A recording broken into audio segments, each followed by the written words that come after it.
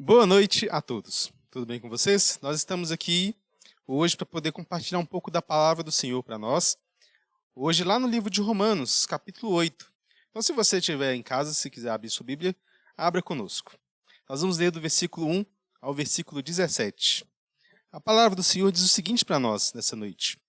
Agora, pois, já não existe nenhuma condenação para os que estão em Cristo Jesus, porque a lei do Espírito da vida em Cristo Jesus livrou você da lei do pecado e da morte. Porque aquilo que a lei não podia fazer por causa da fraqueza da carne, isso Deus fez enviando o seu próprio Filho em semelhança de carne pecaminosa e no que diz respeito ao pecado. E assim Deus condenou o pecado na carne, a fim de que a exigência da lei se cumprisse em nós, que não vivemos segundo a carne, mas segundo o Espírito. Os que vivem segundo a carne se inclinam para as coisas da carne, mas os que vivem segundo o Espírito se inclinam para as coisas do Espírito. Pois a inclinação da carne é morte, mas a do Espírito é vida e paz. Porque a inclinação da carne é inimizade contra Deus, pois não está sujeita à lei de Deus, nem mesmo pode estar. Portanto, os que estão na carne não podem agradar a Deus.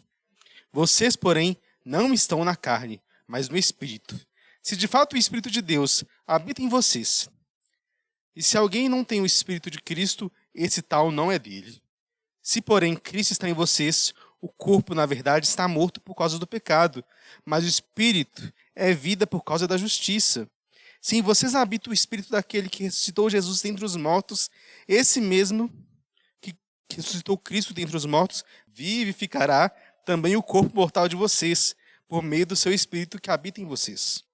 Assim, pois, irmãos, somos devedores não à carne, como se estivéssemos obrigados a viver segundo a carne. Porque se vocês viverem segundo a carne, caminharão para a morte. Mas, se pelo Espírito mortificarem os feitos do corpo, certamente viverão. Pois todos os que são guiados pelo Espírito de Deus são filhos de Deus. Porque vocês não receberam um espírito de escravidão para viverem outra vez atemorizados, mas receberam o espírito de adoção, por meio do qual clamamos, Abba, Pai. O próprio Espírito confirma ao nosso espírito que somos filhos de Deus. E se somos filhos, somos também herdeiros, herdeiros de Deus e co-herdeiros com Cristo, se com Ele sofremos, para que também com Ele sejamos glorificados. Amém. Vamos orar e pedir para que Deus fale conosco através dessa palavra.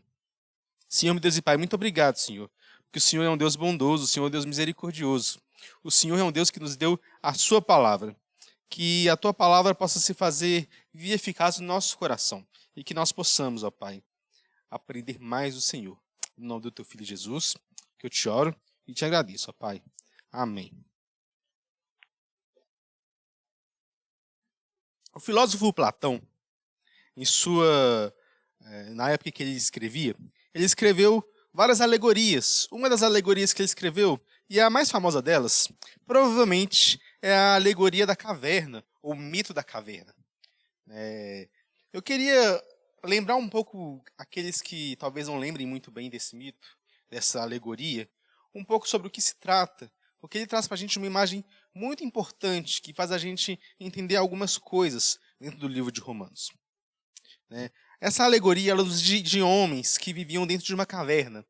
E vivendo nessa caverna, tudo que eles viam, eles estavam acorrentados, e tudo que eles viam era as sombras que passavam na parede, porque naquela caverna existia uma lâmpada, e as coisas que passavam diante daquela lâmpada criavam sombras na parede. E aqueles homens acorrentados, eles viam aquelas sombras, e viam aquela tímida luz, e viam tudo aquilo ali, e acreditavam que aquela era a verdadeira realidade daquilo que eles viviam. Eles viam aquelas sombras, e eles achavam que eles estavam vivendo na realidade. Para eles, aquelas sombras cultivavam a sua imaginação. Eles achavam que aquelas sombras eram uma verdadeira fonte de vida, que faziam com que tudo ali fosse real. Eles acreditavam que aquelas sombras eram a verdadeira realidade. Eles estavam escravizados por aquelas sombras. Eles viam aquelas sombras e aquelas sombras cultivavam a imaginação deles. Mas nessa alegoria também há um homem que estava acorrentado.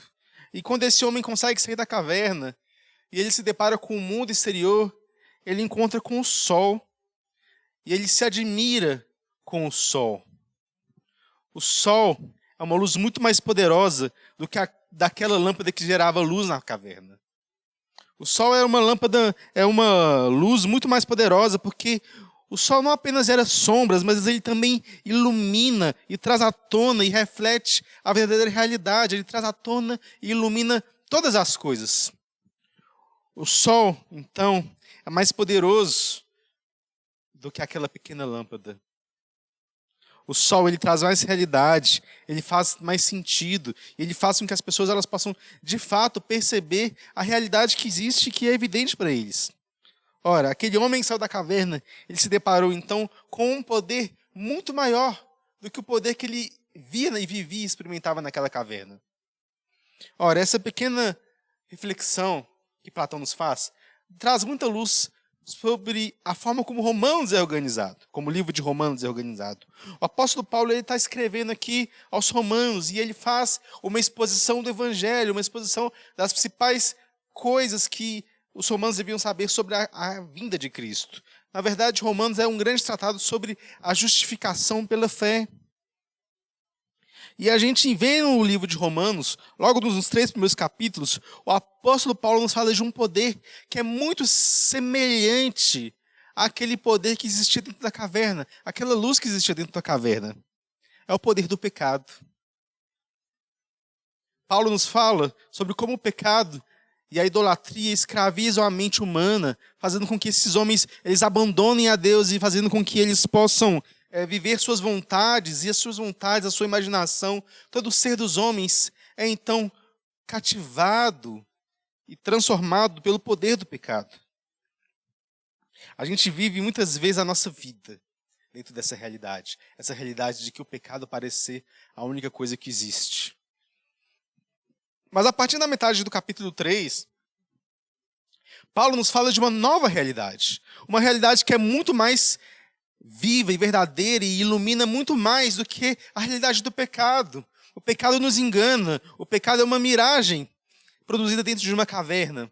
Mas essa verdade da qual Paulo fala a respeito no capítulo 3 de Romanos é uma verdade muito mais poderosa, que ilumina e traz muito mais realidade para nós. Ele nos fala da realidade daquilo que Cristo fez para vencer o nosso pecado e nos conectar novamente com Deus.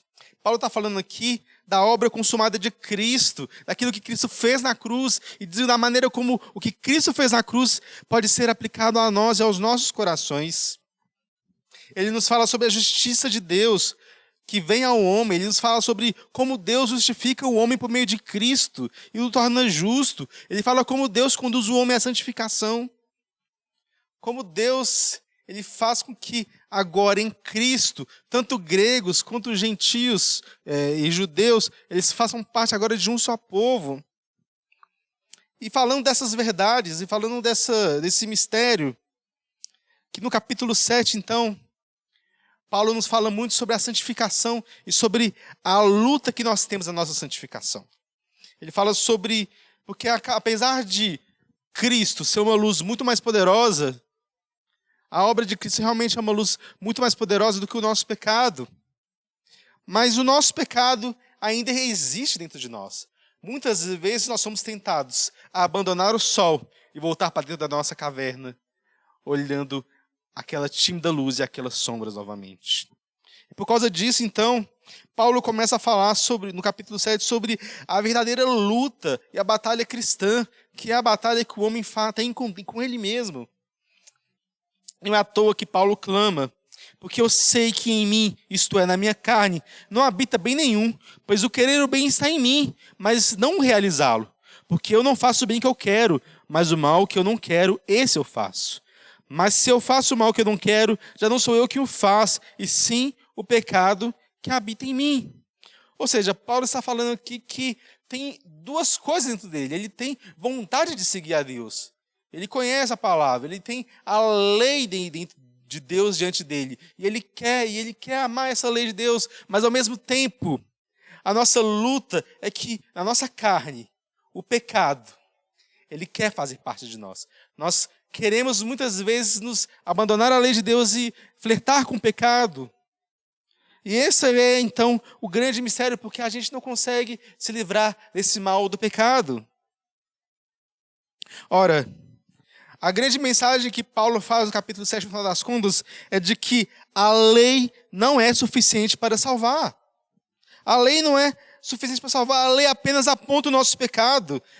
Por mais que a lei seja boa e venha de Deus, a lei não é a luz que ilumina os homens. A lei não é a luz que faz com que os homens possam se livrar do seu pecado.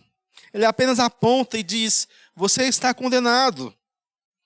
A lei é insuficiente para nos salvar, porque ela não é a luz verdadeira.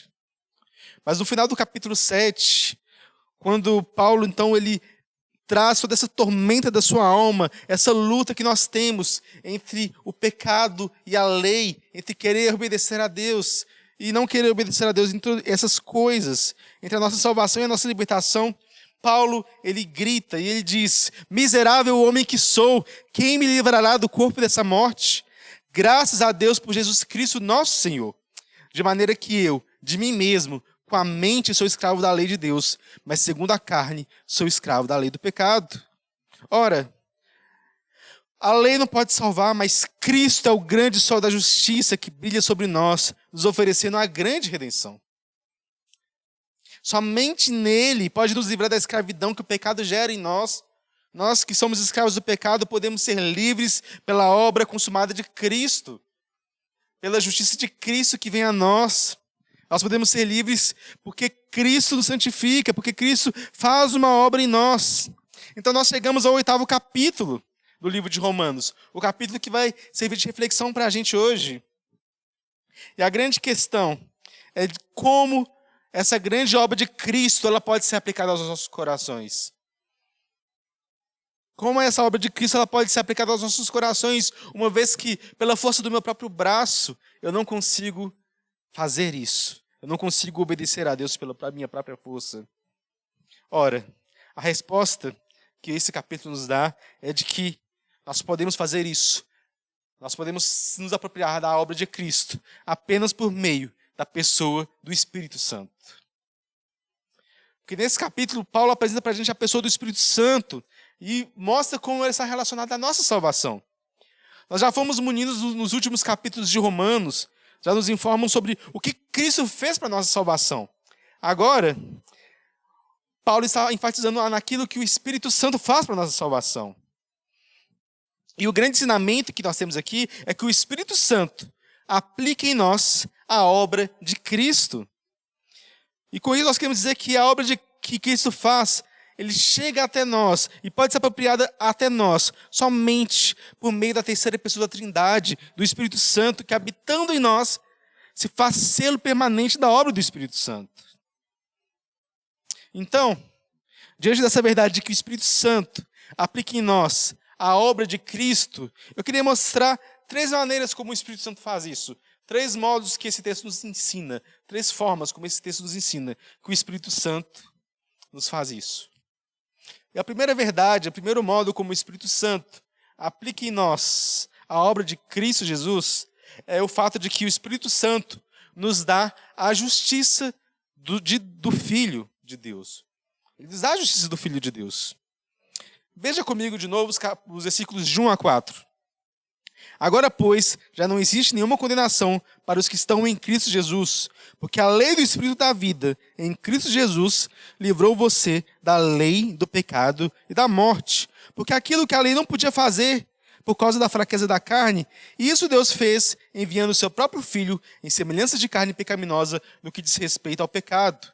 E assim Deus condenou o pecado na carne, a fim de que a exigência da lei se cumprisse em nós, que não vivemos segundo a carne, mas segundo o Espírito. Ora, Paulo ele responde todos os questionamentos do capítulo passado, nos lembrando que nós estamos justificados em Cristo. Ele começa dizendo: agora, pois, não há nenhuma condenação para os que estão em Cristo Jesus. Ele nos lembra da justificação de Deus, da verdade preciosa de que em Cristo nós fomos justificados. A lei do pecado e da morte não podem mais nos atormentar, porque agora nós já fomos justificados em Cristo Jesus. Já não existe mais nenhuma condenação. A justiça de Cristo, a justiça de Deus já foi satisfeita. Mas há um detalhe aqui nesse texto. Ele fala que nenhuma condenação a mais para aqueles que estão em Cristo Jesus. O detalhe importante aqui é de que só não há condenação para aqueles que estão em Cristo. Estar em Cristo é o pré-requisito essencial para que nós sejamos justificados. Só é justificado aqueles que pela fé se abraçam e se unem a Cristo. Ora, se é justificado somente aquele que está unido com Cristo, como nós podemos estar unidos a Cristo, se não por meio do seu Espírito Santo? É isso que Paulo continua dizendo para a gente no versículo 2. Porque ele diz que, pela lei do Espírito da vida, em Cristo nos livrou do pecado e da morte. Ora, é pela lei do Espírito, é por meio do Espírito Santo que nós agora estamos unidos a Cristo. E que nós somos livres, então, da lei do pecado e da morte. Né? Aos Efésios, Paulo diz, nele também vocês, depois que ouviram a palavra da verdade, o evangelho da salvação, tendo nele crido, receberam o selo do Espírito Santo da promessa. Ora, o que Paulo está dizendo aqui em Efésios, e que parece replicar aqui em Romanos, é a verdade poderosa de que o Espírito Santo é o selo que marca em nós a presença de Cristo. Nós podemos sentir a presença de Cristo, nós estamos unidos a Cristo, porque o Espírito Santo habita em nós. E quando o Espírito Santo habita em nós e faz morada em nós, nós agora também temos em nós o Espírito Santo. E nós também temos a Cristo. E Cristo é abraçado pela fé, quando o Espírito Santo age em nós, testificando da poderosa salvação que Ele nos tem. Mas ao mesmo tempo, o Espírito Santo também ele vai apontar a Cristo. Porque se a lei do pecado e da morte fazem presente em nossas vidas e nos atemorizam, nós podemos, por intermédio de Cristo, descansar na lei do Espírito. Nós podemos descansar no fato de que o Espírito Santo habita em nós e agora nós estamos unidos a Cristo. Porque por meio do Espírito Deus não nos condena, mas agora nos justifica. Porque o Espírito Santo nos apresenta um poder maior. O Espírito Santo nos apresenta aquele que é maior do que o nosso pecado, que é o poder de Cristo. Nós podemos descansar da culpa e do poder do pecado, porque Cristo já proveu aquilo que foi necessário. É porque Cristo nos deu aquilo que foi necessário, nós podemos agora descansar na verdade de que nós estamos livres e que nós não temos mais nenhuma condenação. E aí é o que nos diz o versículo 3 e 4, porque nós vemos então que Jesus, ele vem em carne. E o texto é muito interessante, porque ele diz que Jesus vem em carne de aparência pecaminosa. E é muito interessante a forma como Paulo escreve aqui. Ele nos diz que o Filho de Deus, o Verbo eterno, se fez carne. Mas ele não diz que ele se fez parecido com carne. Ele também não diz que ele veio em carne pecaminosa. Mas ele diz que Cristo veio em aparência de carne pecaminosa. Ou seja, Jesus Cristo ele veio em um corpo carnal, mas esse corpo ele tinha apenas a aparência de ser pecaminosa. Porque Cristo é aquele que não pecou. E por causa dele não ter pecado, e por causa dele ter vivido uma vida perfeita, dele ter obedecido a lei que nós não conseguimos obedecer, é que Cristo, ele então apresenta para a gente, se encarna, e faz e cumpre a sua obra. Mas ele aparece num corpo com aparência pecaminosa, num corpo que as marcas da queda já pareciam presentes, num corpo que adoecia, num corpo que sentia frio, num corpo que já vivia as fragilidades e as vicissitudes da vida após a queda. Ora, Cristo então é apresentado para nós aqui nesse texto como aquele que salva e faz uma obra que a lei não pode fazer. Aqui nós temos o impressionante fato de que a lei não pode nos salvar, por causa da nossa carne pecaminosa. A nossa carne que está caída, a nossa carne que é debilitada pelo pecado, a nossa pulsão, o nosso eu, a nossa natureza mais íntima, que nos inclina para o pecado, ela nos faz fugir da lei de Deus, ela nos faz odiar a lei de Deus, ela nos faz com que a lei de Deus seja algo ruim para nós. Mas Jesus Cristo se fez carne e assumiu a nossa natureza, debilitada pela queda, para que, através da carne, e na sua carne, ele condenasse de uma vez por toda o nosso pecado. Ora, O Verbo eterno se fez semelhante aos homens pecadores, para que os homens pudessem ver o seu pecado pregado na cruz. Quando nós olhamos para Cristo crucificado, nós estamos olhando para os nossos pecados crucificados em Cristo. Cristo estava pagando o preço dos nossos pecados. E com o seu pecado também, e com o nosso pecado, nós vemos também a nossa condenação ali em Cristo. E porque Cristo ele sofreu essa pena e pagou o preço do pecado por nós, nós agora podemos ser livres e agora nós somos justificados. Mas não apenas somos justificados, porque o texto também nos diz que agora, Cristo tendo cumprido esse preceito e tendo salvado, agora ele também faz com que a gente volte novamente para a lei. Ora, a lei não pode salvar, a lei não pode nos libertar, mas Jesus, ele nos faz e nos redime para que agora a gente possa viver de novo em obediência à lei. Ele faz com que a gente volte novamente para a lei. E aí está em jogo a nossa santificação. Porque a nossa salvação não é apenas um bilhete de trem que compra uma passagem para o céu. Não, a salvação é mais ampla do que isso. A salvação, na verdade, é uma nova forma de viver que Cristo está inaugurando. Jesus faz aquilo que a lei não pode fazer para que a gente que vivia afastado da lei agora possa cumprir a lei e viver o preceito da lei, e viver aquilo que a lei ordena em nós. Quando a gente pensa em justificação, muitas vezes a gente separa isso muito fortemente da nossa santificação. E faz algum sentido a gente separar. Mas essas coisas não podem ser tão separadas assim, porque o fato é que Jesus Cristo morreu e ressuscitou, não apenas para que a nossa culpa fosse removida e que fôssemos vistos como justos diante de Deus, mas também porque a justiça de Cristo realmente fosse aplicada a nós. Então a santificação nada mais é do que essa justiça de Cristo sendo aplicada a nós de maneira paulatina. E a cada dia mais nós vamos crescendo nesse conhecimento, nessa graça, dessa justiça de Cristo. Nós não podemos nos santificar por meio da nossa própria carne, porque nós não podemos seguir a lei por meio da nossa própria carne. Mas por meio da obra que Cristo faz, nós podemos de fato viver agora uma vida diante da presença de Deus. E a lei, ela possa ser importante novamente. Nós podemos então ver que a exigência da lei não é cumprida segundo a nossa carne, nem segundo a nossa força, mas segundo o Espírito Santo de Deus que age nos nossos corações. E é por meio do Espírito Santo, então, que nós agora podemos viver a nossa vida em santidade.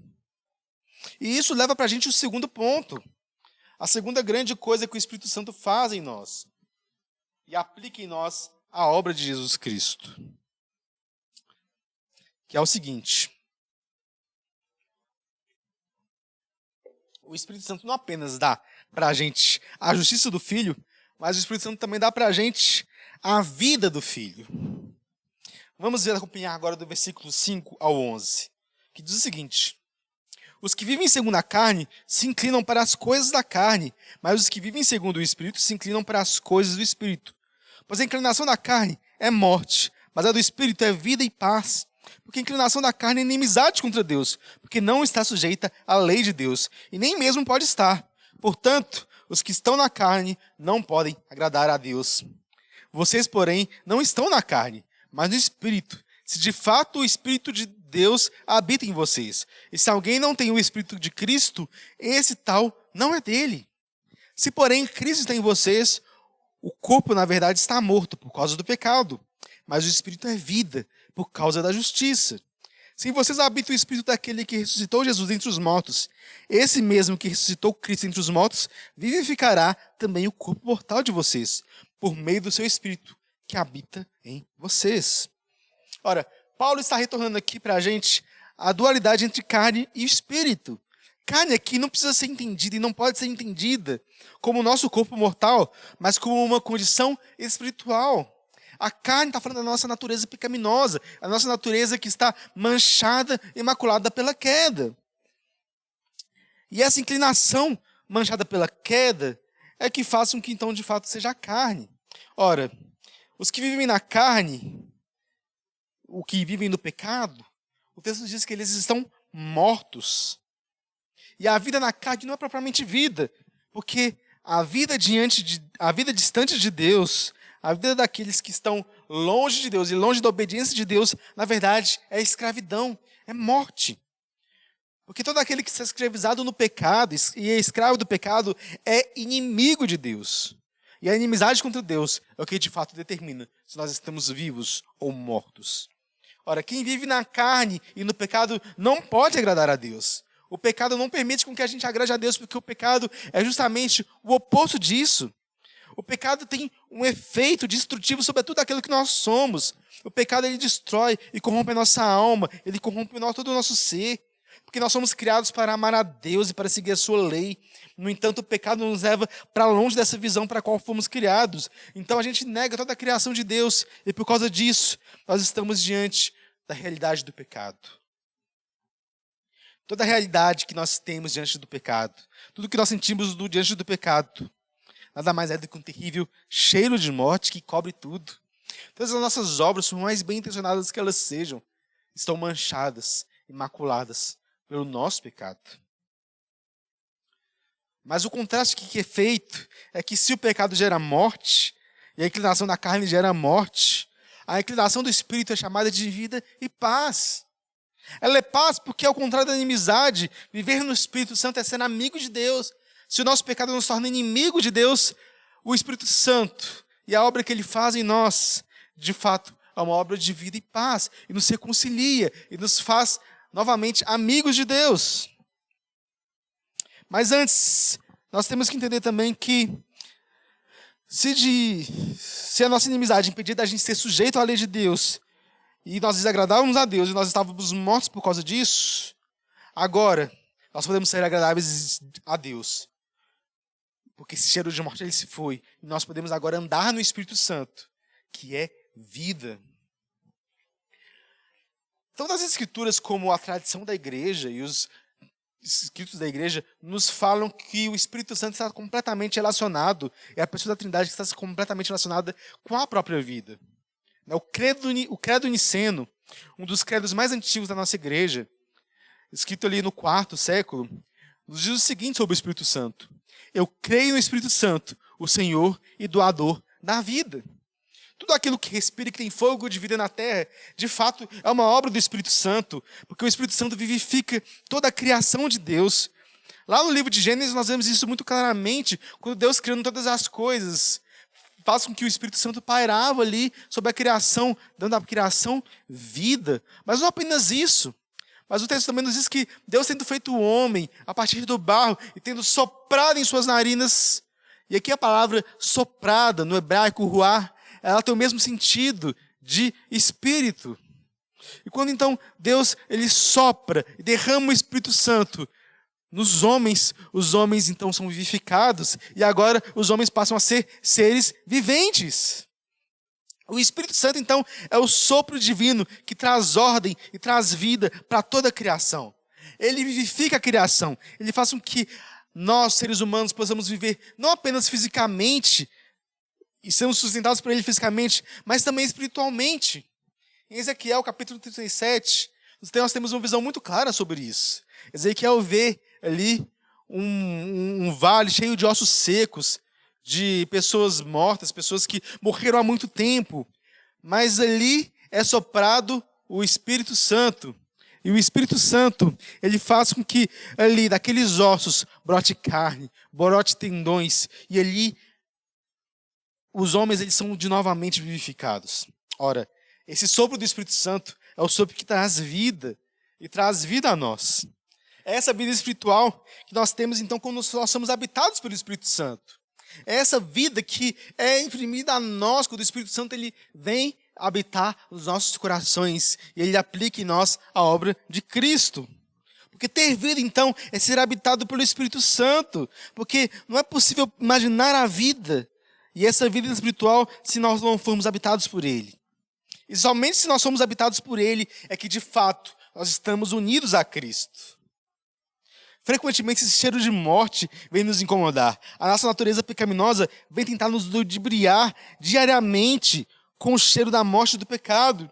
Mas o Espírito Santo que habita em nós nos lembra e nos faz lembrar diariamente da justiça de Cristo. E quando nós estamos habitados pelo Espírito Santo, nós podemos de fato lutar e lutar contra o nosso pecado. Nós não lutamos na nossa carne, Nós lutamos por meio do Espírito Santo, que vem nos lembrar e nos informar que está consumado, que a obra de Cristo já foi feita. Mas não apenas isso. Nós temos que lembrar que essa luta, que é uma luta de vida ou morte, não é vencida por nós, mas é vencida pelo Espírito Santo por nós. E não é qualquer vida que o Espírito Santo nos dá. A vida que o Espírito Santo nos dá é a vida do próprio Cristo. Ora, ele é chamado aqui de o Espírito daquele que ressuscitou Jesus dentre os mortos. É da mesma maneira que o Espírito Santo, em um domingo, provavelmente pela madrugada, ele inspirou vida no corpo morto de Jesus, fazendo com que aquele corpo, então, ele pudesse se levantar e ressuscitar. Esse mesmo Espírito que habita em nós e nos dá vida espiritual. E é essa mesma vida do Cristo que foi ressurreto pelo Espírito Santo, que é a vida que o Espírito Santo concede a nós. É com o mesmo vigor que o Espírito Santo ressuscita Jesus, que ele ressuscita e faz uma promessa a nós. Aqui nós temos uma grande promessa, a promessa que é tanto presente quanto futura. Ela é presente porque nós podemos desfrutar dessa vida de Cristo já agora. Ele vence a nossa morte espiritual e faz com que a gente possa agora ser participante da vitória e da vida de Cristo. Nós podemos andar em santidade não por causa dos nossos atos ou por causa das nossas boas obras. Nós podemos fazer boas obras não por nós mesmos, mas por meio de Cristo. Nós fazemos as obras de Cristo, porque é o Espírito de Cristo, a vida de Cristo, que habita em nós. E esse é o objetivo da nossa vida, de que a gente se torne cada vez mais semelhante a Cristo. Nesse mesmo capítulo, lá no versículo 29, ele diz: pois aqueles que desde antemão conheceu, ele também predestinou para serem conformes à imagem de seu Filho. O grande propósito de Deus para nós, o grande propósito da obra que o Espírito Santo faz em nós, é de que nós, e que essa vida de Cristo, ela se faça plenamente em nós. E a gente se torne semelhante a Jesus. Jesus se fez semelhante a nós, para que nós, por meio do seu Espírito, pudéssemos ser semelhantes a Ele. Esse é o projeto de Deus, de que, sendo habitados pelo Espírito Santo, a gente possa ser agora também, a cada dia, transformados e receber essa vida, que é a vida de Cristo, que é a vida perfeita do Filho de Deus. E essa é a grande salvação que nós temos. A nossa salvação é conhecer a Cristo, a nossa salvação é parecer-se com Cristo, a nossa salvação é cada dia ter a vida de Cristo em nós. É isso que Deus nos promete. Mas a promessa não para aqui. Essa promessa é presente porque nós podemos agora, no tempo e no espaço, tomar e vivenciar essa realidade. Mas essa promessa também é futura. Porque, embora nós estamos vivos espiritualmente, a morte física ainda é uma realidade. E a promessa que nós temos é que esse mesmo Espírito que habita em nós e que nos vivifica hoje, é o Espírito Santo, que também nos ressuscitará no último dia. Do mesmo jeito que Cristo ressuscitou no domingo, nós também ressuscitaremos. Aquela morte de Cristo, a ressurreição de Cristo, ela nos aponta para o fato de que nós temos uma esperança. E é esse Espírito Santo que nos dá a vida agora, nos dará a vida também no futuro, para que a gente desfrute dessa vida de Cristo eternamente. Nós eternamente desfrutaremos da vida de Cristo. E essa é a nossa grande salvação. Essa é a esperança que nós temos para nós. Essa é a glória que nos é cabida, de que nós, pobres mortais, somos agora chamados filhos de Deus. Mas as bênçãos que o Espírito Santo traz para nós, aquilo que o Espírito Santo aplica ao nosso coração, não termina aí. Porque o Espírito Santo ainda nos fala, e esse é o terceiro ponto, de que o Espírito Santo nos dá a adoção no Filho. E eu quero ler com vocês agora os versículos 12 a 17, que diz o seguinte: assim, pois, irmãos, somos devedores não à carne, como se estivéssemos obrigados a viver segundo a carne. Porque se vocês viverem segundo a carne, caminharão para a morte, mas se pelo Espírito mortificarem os feitos do corpo, certamente viverão.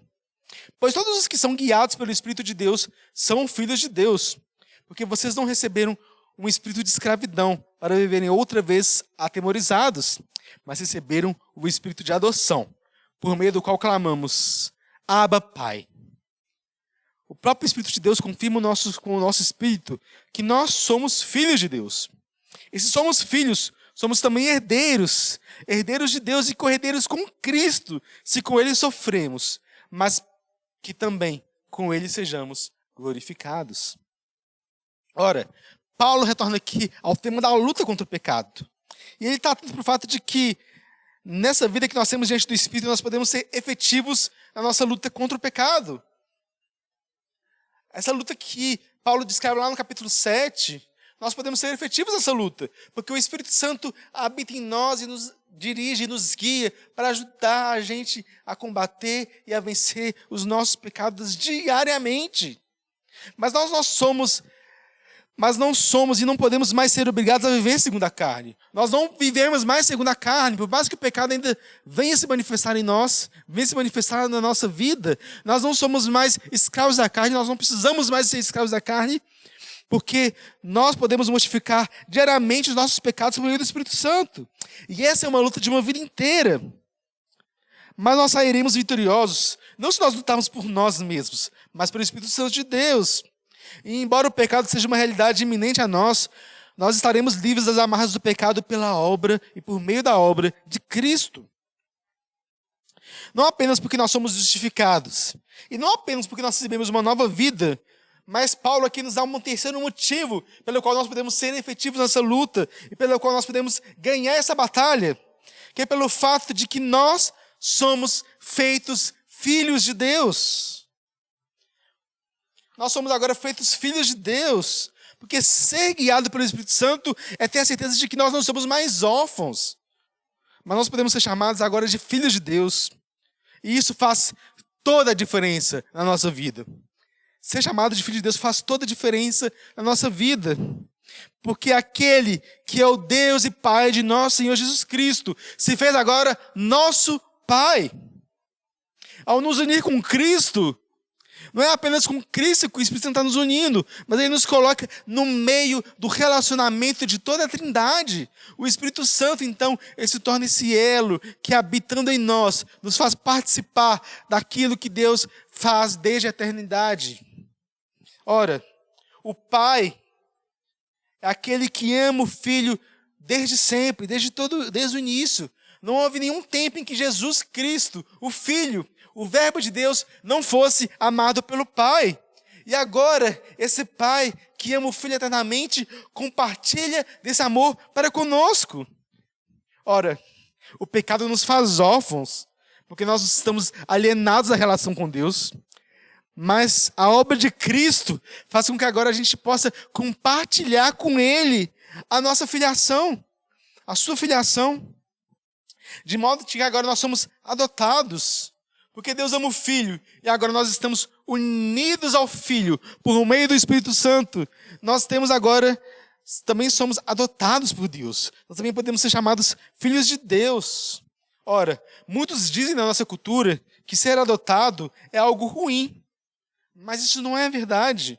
A adoção é algo bom, porque o filho adotivo ele tem os mesmos direitos de um filho natural. Ao sermos adotados, agora nós compartilhamos desse mesmo amor que o Pai nutria pelo Filho. Nós compartilhamos desse amor que Deus tem por Cristo.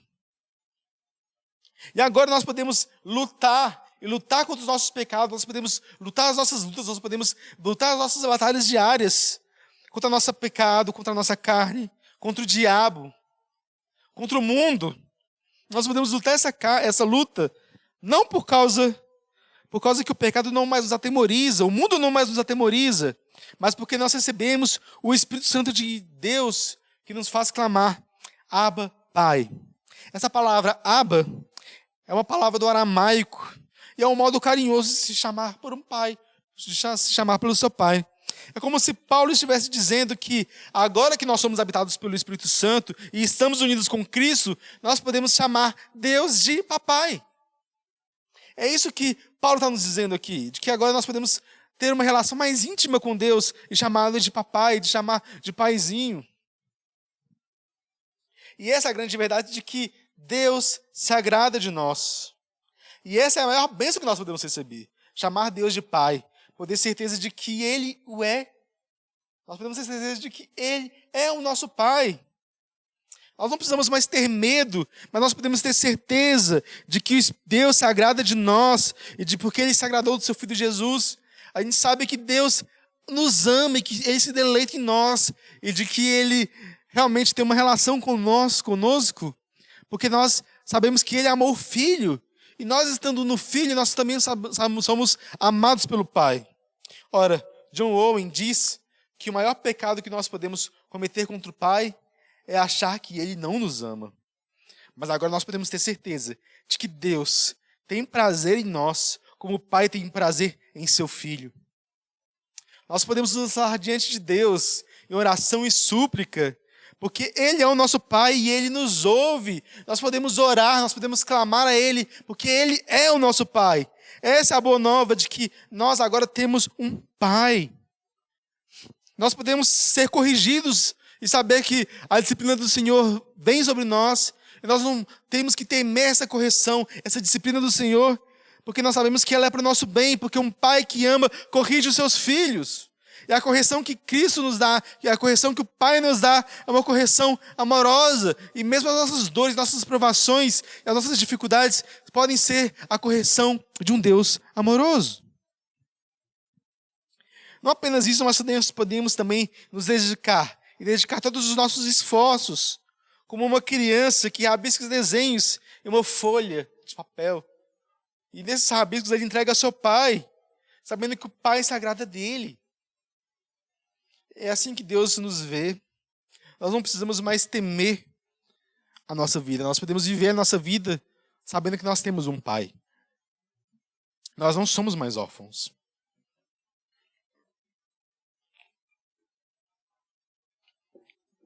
Cristo dá então para nós essa liberdade.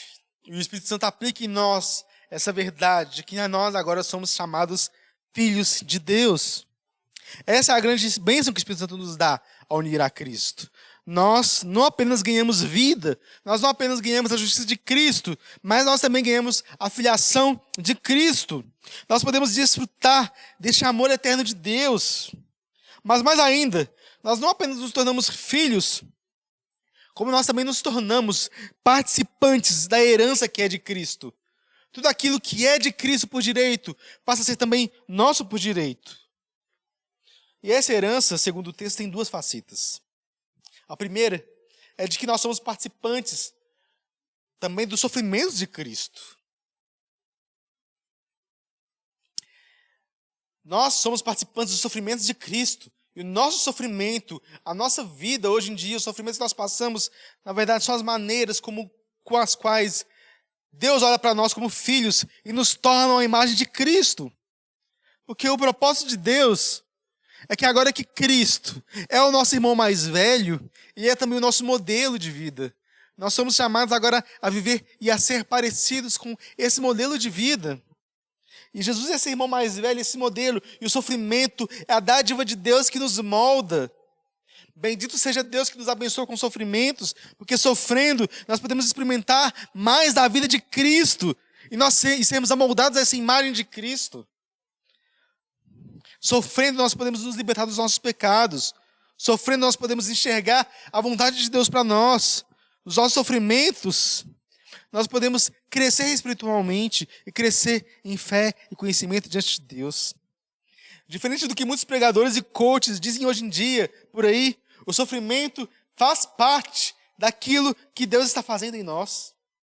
Sofrer faz parte daquele propósito de Deus, daquele propósito glorioso de Deus.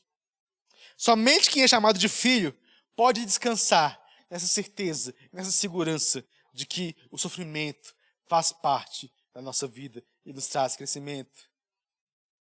Porque não apenas o sofrimento, mas também a glorificação de Cristo, a promessa de que Cristo reinará eternamente também faz parte da nossa herança.